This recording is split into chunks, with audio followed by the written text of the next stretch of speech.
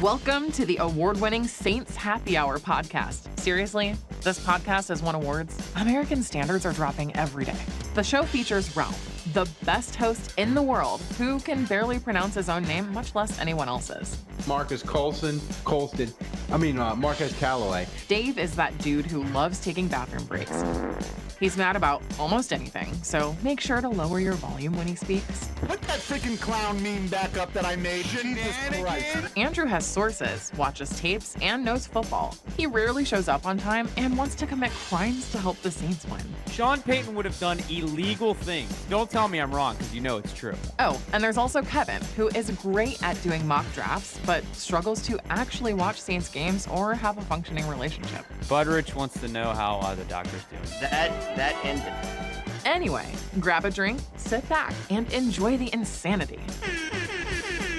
All right, everybody, welcome to another edition of the Saints Happy Hour podcast. Thanks for joining us. We're on the YouTubes. If you find us on the YouTubes, hit subscribe. Hit that like button. Share us wherever you share your social media, right? That's right. Kevin's pointing. Hit the like button. And also, if you're listening to the audio-only version of this show, go to saintshappyhour.com. Become a patron like John, like Carlos did. You get access to our Discord channel. You get access to everything we do commercial free. And our Discord channel is incredibly fun, and it's heating up now that it's the summer. Training camp's getting closer. You can talk Saints 24/7. Me, Kevin, Dave, Andrew, we're all in there. And you don't have to deal with all the crud of Facebook, your aunt sending you inappropriate memes that maybe you don't want to see on your timeline. You can talk Saints with us, and it's nice and easy and safe for work. Safe for work. That's right. Safe for work. No one can see it. It's on your phone. It's beautiful. So you should do it. And it's a great way to support the show and allows us to keep making content and keep growing and having a great time.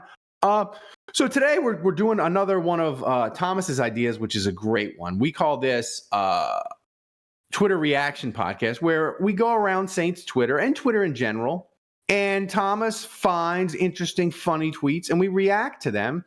And it's a great podcast. I love it. We've done it a couple of times. So Thomas, what do you have for us? Well, before we get to all the tweets, I want to remind people that are patrons, we have the Nerd Hate channel in our Discord. You can just, when you see a post from a nerd banging on the Saints or banging on Mickey Loomis map, whatever, or you just like, these stupid nerds, throw it in the Nerd Hate channel. We might use it on this podcast, and it's a great way to vent and get your anger out. Like today we will, Ralph. Like today we will.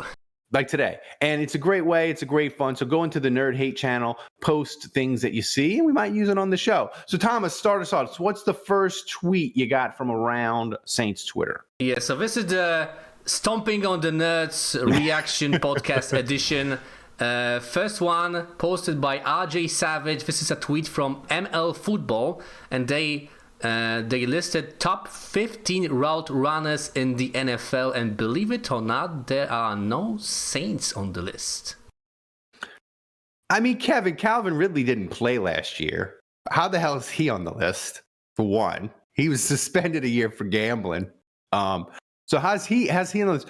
But Olave should be on this list. Olave should be somewhere in the 7 to 13 range. Like, Olave's got to be on this list. I'm sorry. If the Saints trade for Hunter Renfrow, then number 6 is a Saint, by the way.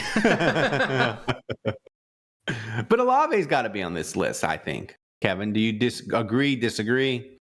I feel like I don't. I look at the route runners and I'm just like, I do not. I mean, I got to be honest. I don't feel like I'm qualified enough to judge route running. Like, I'm not watching. Like, I'm not eating tape like Juge is. Like, I'm not looking at the all 22 here. But here's the thing. Yeah. All I know is guy runs, turns, catches ball, and goes. Like, but that's it. But here's the thing. This is not based on any data. Because if it was like these 15 guys ran the most routes and had the most completions or whatever in 2022, it's not stat based at all because Ridley's on the list. Like, Ridley ran as many routes last year as me.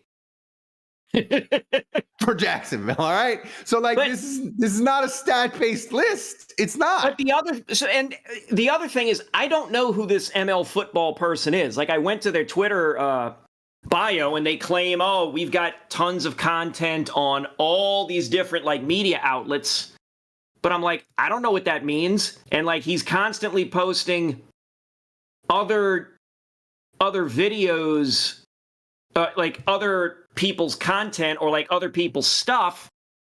I don't see links to his own material. Yeah, he's a content thief. So I don't know what this person does. I don't know. Are they an aggregator? I don't know. Yeah, what makes them a football person? Like they don't put their we bang on Bill Barnwell and stuff. Well, but he's a real person. Bill Barnwell has his face out there. He's got his name out there. He has articles that we can specifically point to, highlight some lines, and make fun of him like it's the old Fire Joe Morgan days. But I don't know who this person is. Thomas, I feel like Michael Corleone at the beginning of this in Godfather 2, where he's like, I don't know who this Merle is. I don't know what he does for a living. Like, I don't know who this ML football is. Thomas, make a note. We need to start just putting out tweets that sound authentic, like top 20 blockers in NFL, and just make a list to infuriate people and get attention. Put that on your to-do list. Okay, so next one we have some probably more credible source, Kevin. PFF. Article by Trevor Sycamore. PFF running back rankings top 32 ahead of the 2023 season. And let's look at the list. Number 1, Nick Chubb, Derrick Henry. Number 2, number 3, Christian McCaffrey. And I have to scroll a lot to get to the first Saint, Alvin Kamara, number 13. What do you guys say to that? I want to bang on. Well, you go ahead, Kevin. Well, I was going to say like the top three are fairly unassailable. Chubb, Henry, and McCaffrey. I'm looking at it right now. It's like if somebody wanted to say, I like Henry better than Chubb. Okay, I mean they've got their own grading system here. But if you wanted to argue any of those three in any order, I can't quibble with you. You look at some of these other guys, and frankly, this is educational for me because I didn't know that Josh Jacobs of the Raiders had over 1,600 rushing yards. Like that blows my mind. Yeah, he was really good last year. I'm scrolling through some of these names, and I'm like, wow, Dalvin Cook is only 10, and by the way, he got cut today. Yeah, but Breece Hall is 11, so ahead of Kamara. He was hurt for the bulk of the season. I don't know if you could. I don't know that I would accurately throw him ahead of, or I don't know if I would confidently. Let me say that. I don't know if I would confidently put him above Kamara. Well, I don't know if I would put Kenneth Walker above Kamara. I could see Kamara being 11. I could see him being 10. I'm not going to throw him. Kevin, Damian Pierce, right?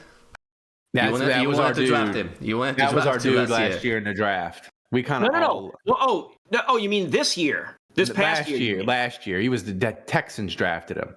Yeah, no. I was big on Breece Hall. You were big on Breece Hall. I was big on Breece Hall, and I did mention Damian Pierce every now and then because I did end up drafting Breece Hall in our fantasy league as a big show of faith, and then he went and got injured. Oh, there's the same Jamal Williams, guys. 25. Yeah. Also. Here's the thing with this list. It's pretty accurate, I think. Breece Hall is a little high because he's hurt. But I'm going to say this, and this is going to make Saints fans mad. But Kevin, you look at Alvin Kamara in 2021 and 2022, his yards per carry, he's starting to get nicked up. He hasn't been really a top 10 running back or even close to it since 2020. Like, he hasn't been. Like, yeah, I mean, that's... And listen, he got part of it in 2021 was he got hurt, but he got hurt again this year and last year, and he had the rib issue and he fumbled. Remember, he was fumbling for the first time ever. Like, maybe Alvin Kamara turns age in dog years. Yeah, like maybe he turns it around, and he's good again, and he gives us like one last hurrah. But there is a world where I think it'll make us kind of sad or whatever. But I think there's a world where the Saints are still very good and have a great year, but Jamal Williams and Kendra Miller are the Saints running backs, and Kamara, because of suspension, maybe he gets hurt, and he's just kind of starts to fade away. Like 2020 now is a long time ago. Like he was really good in that COVID year. He had the Christmas Eve game against the Vikings where he scored 6 touchdowns, but he hasn't been good for 2 years, and he's old, and he's facing a 6-game suspension, which I'll be stunned if he gets anything less than 6 games. And so I think 13 for him, probably a little bit higher than it should be. It's mostly just his name still carries a little bit of weight. So I want to bang on PFF because it's fun and I love to take the baseball bat to him. But here, Kevin, I really can't. So here's my I'm going to tie this all in with fantasy football.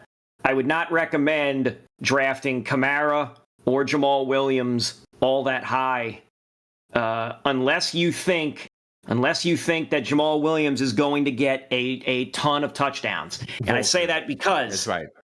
I don't think the Saints are going to have a 1,000-yard rusher. Ooh. Yeah, I think I can agree with that. Because what's going to happen is Kamara's going to miss his 6 games. Check the timestamp on this. Go ahead. Put it in the calendar. Where's Dave to come in this little thing on? Put it in your phone, Tomas. Tech-savvy Dave. Yeah. So he can put that on his calendar and say, check this back a year later. I don't think the Saints are going to have a 1,000-yard rusher. But what I do think is going to happen is you're going to have Jamal Williams get 900. Kamara's going to wind up with 700 and change.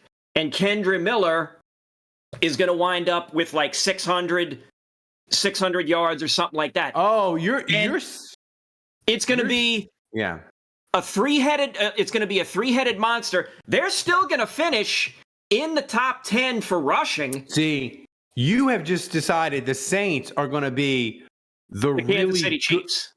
The Saints are going to be the really good running team that every fantasy football player in America loathes. Yeah. They're going to loathe them because you're going to be like, I can't. 1,000-yard rushers. Yeah. Nobody's going to get, Jamal Williams is not going to get 10 touchdowns. It's going to be, all right, he's going to get the short-term yardage. He'll get a couple of goal line runs. Kamara will break stuff off. Kendra Miller will break stuff off when he's filling in for Kamara. It's going to be that. It's going to be a 3-headed monster. Nobody will hit 1,000 yards, but overall, the team will finish in the top 10 in rushing. I love it. Sorry, fantasy players. What's next, Thomas? Okay, final thing by RJ Savage from the Saints Nerd Hate channel. Also, you're going to like this one, Ralph. Colin Cowherd's top 10 NFC teams. Number 1, Eagles. Number 2, 49ers. Seahawks, number 3. Cowboys, number 4. Rams, 5. Lions, Vikings, Giants, Packers, and Panthers at number 10. This list is ridiculous. Those two people on the screen, you got Colin Cowherd on the right, you got Nick Wright on the left. First of all, Nick Wright needs to go back and hang out with his pal Bomani and just fantasize about the Heat winning the NBA Finals, because that shit ain't happening either, brother. That ain't. And then Colin Cowherd is a professional troll. He is paid millions of dollars to say stupid shit and get people annoyed.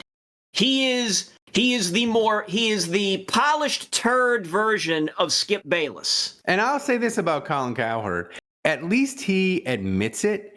and he's like, we have to get you to listen. We do X, Y, and Z. And he works hard on his takes that annoy people. I can tell he's put some thought into them, which almost makes them more annoying because I'm like, you put a lot of thought into this take to annoy me. But to this list, Kevin, the Rams at number 5 is a joke. Like, the Rams are terrible.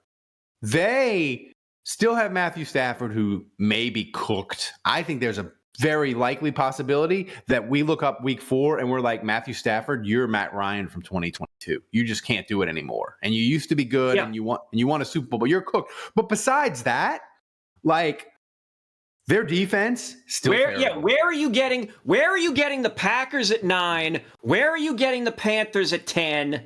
Like, if you want to say, I believe in the Lions, then have the courage of your convictions and put the Lions at 4 or 3. Right. Yeah. Like, first of all, what are the Seahawks doing? What have the Seahawks done? They had Geno Gambino, Geno Smith.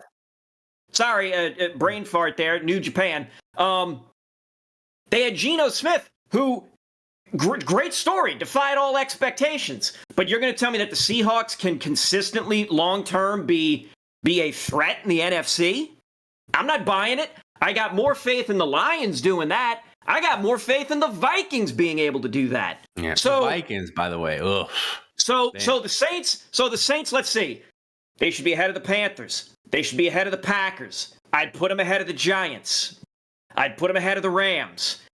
So that immediately puts them at 6. I would argue they should be ahead of the Vikings. That puts them at 5. I would argue they should be ahead of the Cowboys. That puts them at 4. I would argue that you could put them ahead of the Lions because, you know, the Lions have the positive vibes going for them. So that might be the thing that you could debate. You know, like, they've got the momentum, the non-tangible momentum going for them. So if you wanted to say Lions at 3, Saints at 4, fine. And I'm not going to try and argue that the Saints should be ranked ahead of the Eagles or the Niners. I think that's asinine. That's absolute bucket carrying right there, and I won't do that. I think, the Vikings, their one-score wins last year was the most ridiculous thing maybe we've ever seen. They won, I think, 11 consecutive one-score games at one point last year, which is just, that's ridiculous. The regression to the mean is going to crush them. And second of all, they got rid of Delvin Cook. They added Marcus Davenport as their main pass rush guy. They traded their other pass rush guy. Like, they are trying to transition out of being in the mediocre, barely make the playoffs situation. They're trying to transition out of that without quite tanking because they still have Kirk Cousins, so they're not going to be maybe terrible, but they're going to be like 5 to 7 wins, I think. Here's the thing with the 49ers, Kevin. Yeah. What if Brock Purdy, his arm isn't like his arm? What if his arm doesn't come back? And and I know people say, well, he doesn't. His game is not predicated on arm strength, but you got to have a certain level of arm to play quarterback in the NFL. What if it doesn't come back at the right level? What if they get more injuries? Like, the thing is, they still have Trey Lance. Trey Lance, man. Listen, he played what? He played No. Hang on a second. But he played one game, and wasn't that in shit ass weather? It was in a fishbowl in Chicago. Right. Yeah. So I'm not going to write that guy off yet. I'm not. It's interesting to me in that the 49ers managed to pull off an incredible trick, Kevin, is they've managed to be so good that they traded 3 number 1 picks for a quarterback that they don't play. And people are like, whatever.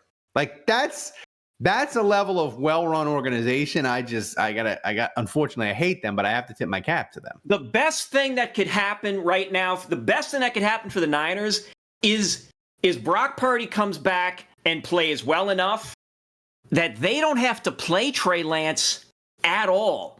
If they even play him in the preseason, they have to hope that he looks good enough. Mm-hmm. Because if the Niners are doing well, you got a bunch of teams that are going to be bad and desperate for a quarterback. Oh, that's right. Trey Lance is an unproven commodity, the great unknown. Somebody is going to do something stupid to get that. Yeah, if you get a quarterback. I could see it like a team that gets a quarterback injury or something. Thomas, put the list back up before we get out of here. Who on the list besides the Saints? Because obviously we think I think the Saints are probably putting the Saints between 5 and 7 is fair. But who not? Is there any other NFC team not on this list that you would be like they need to be in this top 10 list? Let's see. Because you're not putting Arizona. Arizona is just full on Tankapalooza. Right? No, I'm not putting the Commanders up there. Not putting the Bears up there. See, because now I'm realizing, you're looking at 16. You got 16 teams, so you got to pick 10 of them. Honestly, there shouldn't be 10. Shouldn't be 10. It should be a top. These things should be a top 8. You got 16. Yeah. Take the top 8. So of that list, I would take the Panthers off, and I would take the Packers off. And at least then you got something to. I would take the Panthers and the Packers off, and I would put the Saints in there, and I would take. Oh boy! See, now it becomes more fun. Now it becomes more fun. It becomes much more. But I'm gonna give you a hot take before we get out of here. I would take the Rams off and put the Saints in. The week. I'm gonna tell you, one of these two teams is gonna be good, and one of these teams is gonna get their coach fired into the sun. The Redskins and Atlanta. The Commanders. The Commanders. Washington football team. The Washington. I like that because they need the Commanders' name is dumb. The Washington football team or the Atlanta Falcons. One of them is going to be good, and one of them's coach is going to get fired into the sun. They've both gone with second-year, unproven quarterbacks, right? That are like Ritter was 3rd round. I think Hall was like either 5th or 6th round later. One of those quarterbacks is going to be like league average, and they're going to be good. And they're going to be like the 7 seed in the NFC. And one of those teams is going to be dreadful. I hope it's the Falcons, obviously, because that benefits the Saints. But I would pick one of those two teams at the end of the year is going to be a playoff team, I think. That's my sort of hot take. I would hope that both of them would be awful. But Kevin, I'm looking at the Commanders quarterback depth chart. It's holy God, Sam Howell, Sam Howell, Jacoby Brissett. But wait a minute, a guy from Carolina, and then I'm looking at the list and I'm like, yeah, shit, he has to be the number one because you got Jacoby Brissett, Jake Fromm, and Tim Demerat. What is that depth chart? How have these guys not reached out to the Saints for Jameis Winston? That's right. You would think. How? Woo, the Commanders. Commanders, 3rd round pick. We'll give you Jameis. Just give us Chase Young. You can have Jameis. God. Done. Oh man, that is hilarious. We're going to have a series where we're going to get people ready for the season. Me and Kevin are going to break down rosters and teams, and it'll be fun because we're so Saints intensive. Like we forget, like we don't really give a damn about other teams' backup offensive tackles and 3rd-string quarterbacks. But we'll take a look around the league in the summer. But guys, thanks for joining us.